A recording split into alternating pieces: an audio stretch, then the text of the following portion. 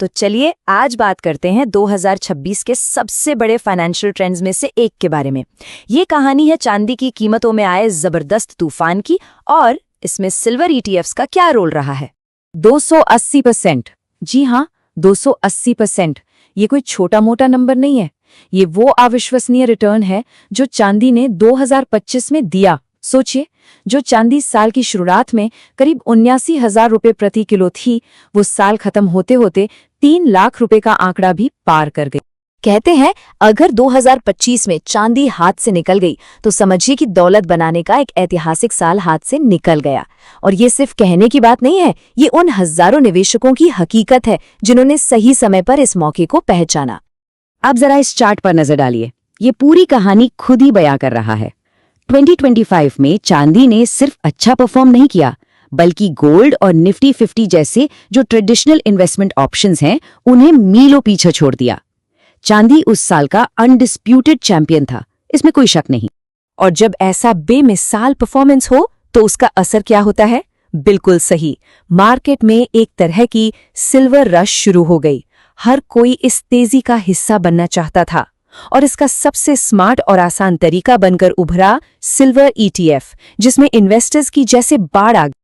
अगर आंकड़ों की बात करें तो निप्पॉन इंडिया सिल्वर ईटीएफ का AUM, मतलब कि वो टोटल पैसा जो ये फंड मैनेज करता है, वो जनवरी 2025 में 5,800 करोड़ से उछलकर दिसंबर तक 29,000 करोड़ पर पहुंच गया। मतलब सिर्फ एक साल में 5 गुना से भी ज्यादा की छलांग। तो अब सबसे बड़ा सवाल ये उठता है कि आखिर चांदी की कीमतों में ये आग लगी क्यों है? क्या ये सिर्फ एक सट्टा बाजार है? नहीं, इस तूफान के पीछे कुछ बहुत ही मजबूत फंडामेंटल कारण है। चलिए इसकी असली वजहों को समझते हैं। देखिए, इसकी पूरी कहानी का जो बेस है ना, वो इकोनॉमिक्स के एक बहुत ही सिंपल से रूल में छिपा है, डिमांड और सप्लाई। और चांदी के मार्केट में पिछले 5 साल से एक स्ट्रक्चरल डेफिसिट बना हुआ है। आसान भाषा में कहें तो दुनिया हर साल जितनी चांदी इस्तेमाल कर रही है, उतनी खदानों से निकल ही नहीं पा रही है। अब जरा डिमांड साइड को समझते हैं। पहले क्या होता था? चांदी मतलब गहने, बर्तन, बस। लेकिन अब कहानी पूरी तरह बदल चुकी है। आज चांदी की कुल मांग का 50% से ज्यादा हिस्सा इंडस्ट्रीज से आ रहा है, और यही असली गेम चेंजर है। तो ये इंडस्ट्रियल डिमांड आ कहाँ से रही है? ये आ रही है फ्यूचर की टेक्नोलॉजी से, सोलर पैनल्स, क्योंकि चांदी इलेक्ट्रिसिटी की सबसे अच्छी कंडक्टर है।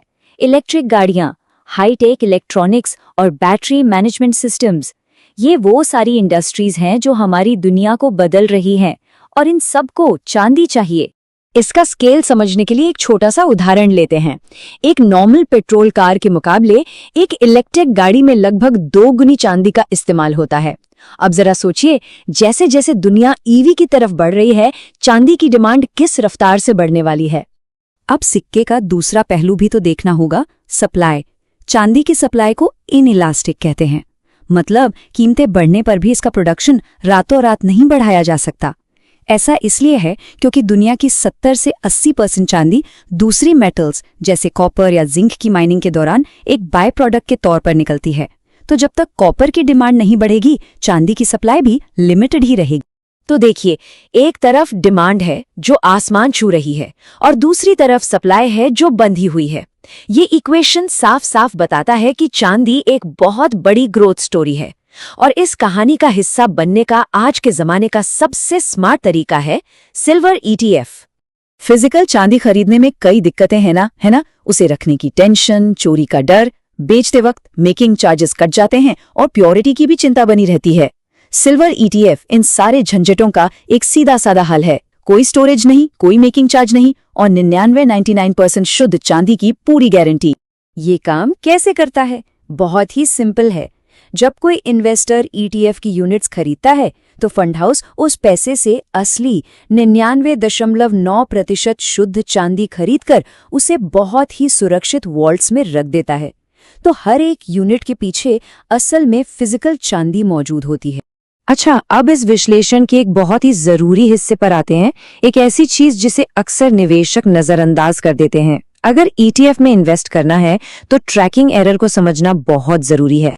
एक सवाल सोचिए, क्या आपके सिल्वर ETF का रिटर्न चांदी की असल कीमत के रिटर्न से 100% मेल खाता है? मतलब अगर चांदी 10% चढ़ी तो क्या आपका ETF भी ठीक 10% ही चढ़ा?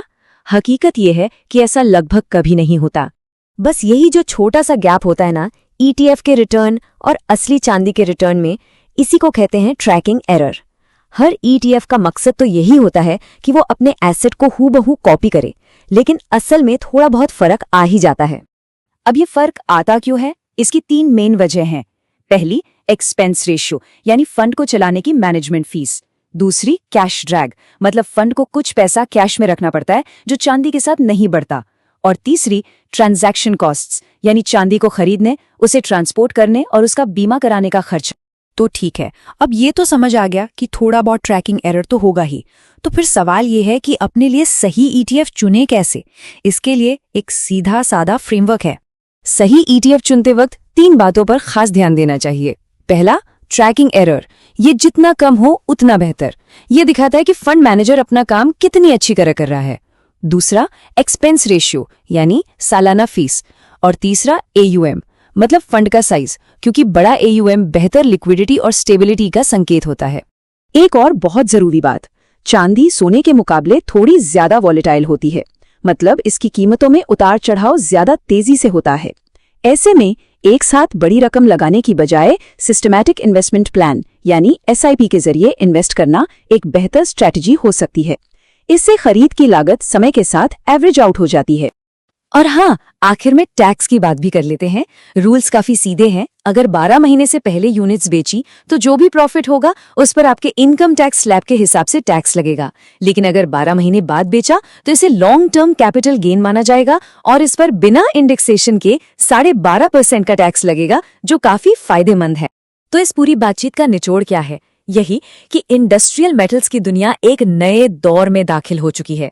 तो जाते जाते एक सवाल सोचना जरूरी है, क्या आपका इन्वेस्टमेंट पोर्टफोलियो धातुओं के इस नए युग के लिए तैयार है?